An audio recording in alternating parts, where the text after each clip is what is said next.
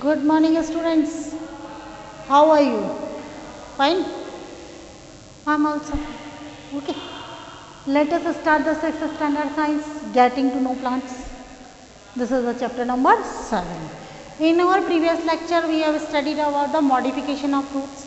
Roots आपकी क्यों modify होती है, किसके लिए होती है? स्टोरेज ऑफ फूड के लिए होती है, एडिशनल सपोर्ट देती है, फिक्सेशन ऑफ नाइट्रोजन होता है, ब्रीदिंग पर्पस से हो जाती है, और एक आता है आपका obtaining nutrition. Let us start the shoot system. What is the shoot? What is the shoot system? There are two different thing, one is the shoot and other is the shoot system.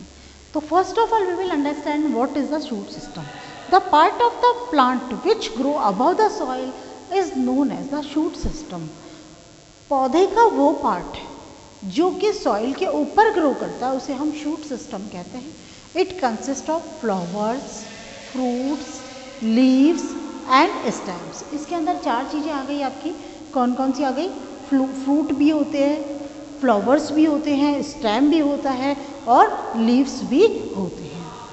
तो उसके बाद में आता है, सबसे पहले हम लोग बात करते हैं स्टेम की। किसकी वो बात करते हैं? Stem. What is the stem? Stem अगर बड़े प्लांट होते हैं, in the big trees we say trunk to the stem. क्या बोलते हैं?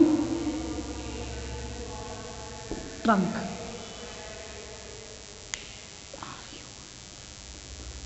जो बड़े प्लांट्स होते हैं उसके अंदर हम इसे ट्रंक बोलते हैं। Most of the trunks are covered with a bark out of layer. जो एक टफ कवरिंग होती है जिसे हम कहते हैं बार्क, BARK। तो bark protect the inner part of the tree. Bark क्या करती है? ट्री के इनर पार्ट को प्रोटेक्ट करती है। जैसे नीम का पेड़ चले जाइए आप तो पूरा ब्राउन ब्राउन कलर का दिखता है, जिसे हम हिंदी में भाषा में बोलते हैं उसकी छाल, नीम की छाल, पीपल की छाल। तो what is the chhal? Chhal is a bark and it protect the inner part of the plant of the tree. Okay, stem. Stem आपका क्या है? बहुत इंपॉर्टेंट पार्ट है स्टेम का, प्लांट का। It stems are quite strong and hold the plant upright. ये plant stem क्या होता है? ये जो होता है स्ट्रॉन्ग होता है और होल्ड द प्लांट अपराइट। एक पौधे को सीधा खड़ा करके ये रखता है। अगर देखिए पौधे के अंदर स्टेम ही ना हो तो वो खड़ा नहीं हो पाएगा। तो the small outgrowths on the stem of a plant are called buds. जो स्टेम होता है उसके ऊपर छोटी छोटी सी स्मॉल आउटग्रोथ्स आती है और जिसको हम क्या कहते हैं? उसको हम कहते हैं बड्स। तो बड्स जो होते हैं दो तरह की होती है। Buds are the two types. कौन कौन सी होती है? One is the apical bird, apical bird, और दूसरी होती है ऑक्सिलरी।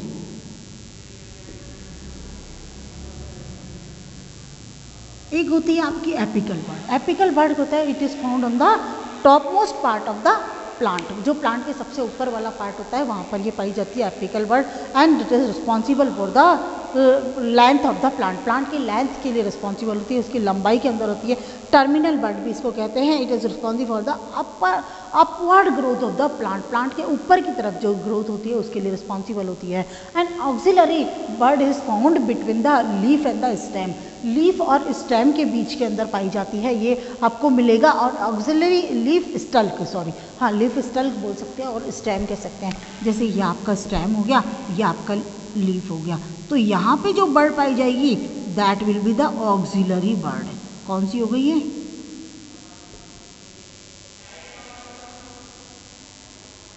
ये आपकी जो होगी वो होगी आपकी ऑक्सिलरी बर्ड। और ये जो टॉप मोस्ट पे आएगी, ये देखिए यहाँ जो ऊपर से बर्ड आ गई, ये आपकी इस तरह से बर्ड आ गई, तो दैट इज द एपिकल। ये कौन सी हो गई? Apical bud. तो ये एपिकल बर्ड होगी और ये आपकी ऑक्सिलरी बर्ड होगी। तो the part of the axillary bird जो होते हैं give rise to many new branches. उसके कारण ऑक्सिलरी बर्ड के कारण देखिए यहाँ से एक ब्रांच निकली, फिर इधर होगी तो इधर होते हैं। It give birth to many new stems, बहुत सारी मैनी न्यू ब्रांचेस। तो बहुत सारी ब्रांचेस को जो होता है वो जन्म देती है। The part of the stem where a leaf arises is called node. Plant का वो हिस्सा जहाँ पर कि एक लीफ अराइज होती है। The part of the stem where the leaf arises, वो हिस्सा क्या कहलाता है? ये आपका हिस्सा होता है that is the node. And the middle part of the two consecutive node, this is also node and this is also node, और इन दोनों का बीच का जो पोर्शन होता है that is called as the internode. आ गया समझ में? तो हमारे पास में क्या है, the part of the plant where a leaf arises is called a node. The region of the stem between the two adjacent node, दो बराबर लगातार चलने वाली जो नोड्स होती है उनके बीच का जो हिस्सा होता है उसे हम कहते हैं internode. Now come to the functions of stem.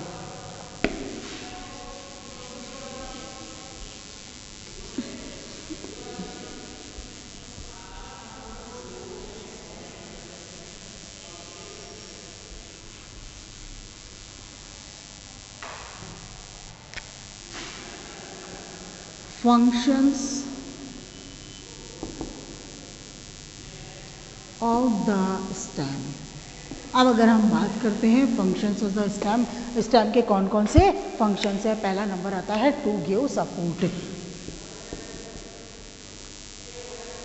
सबसे पहले ये क्या करता है, stem supports the plant. Stem क्या करता है, इट सपोर्ट द प्लांट. पूरे के पूरा जो होता है वो सपोर्ट करता है. The stem bears and support the branches, leaves, flowers and fruits.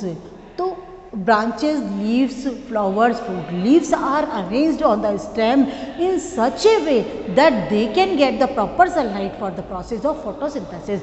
जो stem होता है उसके ऊपर leaves इस तरह से अरेंज होती है ताकि उनको प्रॉपर सनलाइट मिल सकती है और वो फोटोसिंथेसिस कर सके.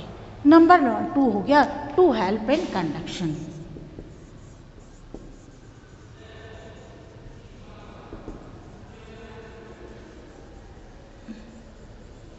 What is the conduction? Transfer of water and minerals from one place to another place, that is the conduction. यानी कि एक जगह से दूसरी जगह तक water in the plant. Okay, हम लोग अगर सड़क पे करने लगे तो वो तो ट्रांसपोर्ट हो जाएगा. यहाँ पे हम बात करते हैं conduction and we are talking about the plant.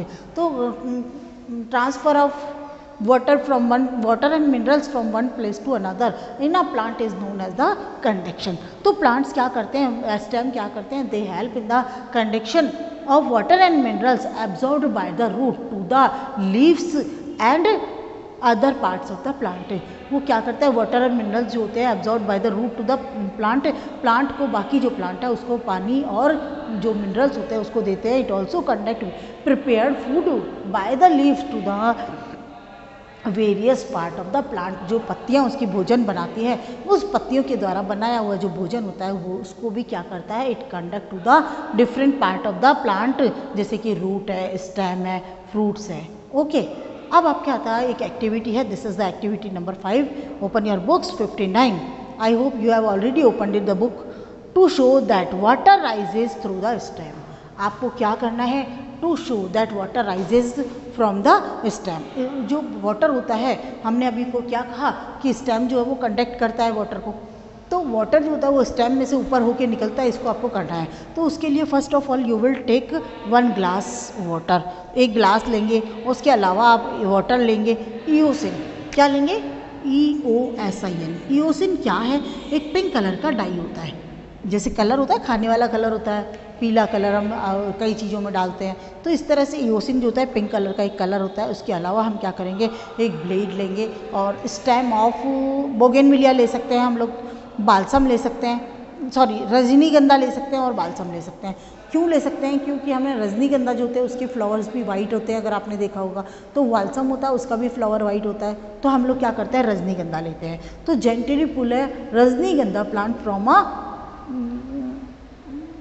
With white flower from the soil. एक रजनीगंधा का हम प्लांट लेंगे, उसको वाइट कलर के साथ में, वाइट जो फ्लावर है उसके साथ में हम उसको निकाल लेंगे. और उसके बाद में first of all we will cut the roots of the plant. हम प्लांट की क्या करेंगे, रूट काट देंगे.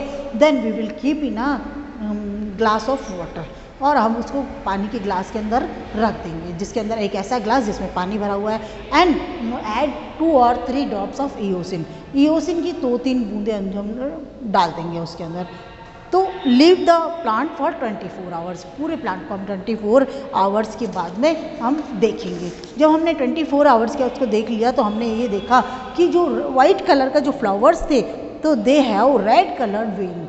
जो उनके अंदर जो वेन्स जाती है वो सारी आपको कैसे दिखेगी, रेड कलर के होता है। इसका मतलब क्या हुआ, that the stem has conducted red coloured water to the flower. जो रेडिश पिंक कलर का हमने ईओसिन डाला था तो उसके कारण वो क्या हो गया, रेड कलर का सा हो गया, और स्टेम ने उस वाटर को कंडक्ट किया था, इसीलिए सारे फ्लावर्स जो थे, जितने भी उसमें फ्लावर्स थे, उनकी वेन्स जो है रेड कलर की हो गई। When you cut the stem, और उसके बाद में हम क्या करेंगे, we will cut the stem, उसकी स्टेम को काटेंगे, और जब हम स्टेम काटेंगे तो we will find some red dots. तो व्हाट आर दीज डॉट्स, ये जो रेड कलर की डॉट्स दिखेंगे तो what are these dots, actually they are tubes, tube like structure और पाइप लाइक स्ट्रक्चर। वो क्या है, एक पाइप से पाइप लाइन चल रही है पूरी की पूरी, जो रूट से स्टार्ट होके स्टेम के द्वारा लीव्स तक और जो डिफरेंट पार्ट होते हैं वहाँ तक जाती है। तो tubes through which the coloured water moves up through the stem. आगे समझ में, any doubt? The experiment what shows that the stem contact the water and minerals from the root to the leaves and other part of the plant। हमने क्या निष्कर्ष निकाला कि जो stem है वो रूट्स के द्वारा वाटर और मिनरल्स को एब्जॉर्व करता है और उसके बाद में different part of the plant को सप्लाई करता है। आ गया? Any doubt? No? Now we have to help in the conduction हो गया, आपका प्रॉपरली समझ में आ गया होगा। अब अगर अपन करते हैं मॉडिफिकेशन ऑफ स्टेम, तो फंक्शंस ऑफ स्टेम हो गया।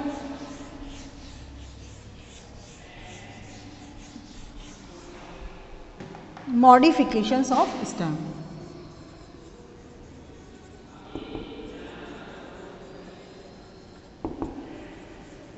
मॉडिफिकेशंस ऑफ स्टेम, स्टेम जो होता है वो किस तरह से मॉडिफिकेशन हो जाता है, क्या क्या काम करता है, क्यों वो मॉडिफिकेशन होता है। तो some stems of some plants are modified to perform some additional function, कुछ एक्स्ट्रा काम करने के लिए मॉडिफाइड हो जाते हैं। तो let us study what are the stem modifications and their function. Number 1, storage of food. Storage of food, to store the food, food को स्टोर करने के लिए सम स्टेम जो होते हैं बिकम्स थिक एंड फ्लैशी। कुछ स्टेम जो होते हैं वो कैसे हो जाते हैं, मोटे हो जाते हैं, और फ्लैशी माने गूदेदार हो जाते हैं। जैसे आप अनियन है, पटैटो है, जिंजर है, आपको मोटे जो गूदेदार आलू आप मार्केट से लाते हैं, सब्जी बनाते हैं, तो what is this, this is the stem. Ginger आप जो चाय में डालते हैं, what is this, stem. Onion जिसका आप दाल में डालते हैं, कितने सारे यूज़ करते हैं उसको, अनियन को। What are these, these are the stems of the plant and these are modified to store the food. तो इसके ये किस लिए मॉडिफाई हो गए, फूड को स्टोर करने के लिए होता है। नंबर 2 आ जाता है आपका फूड मैन्युफैक्चर। यहाँ पे स्टोर थे, यहाँ पे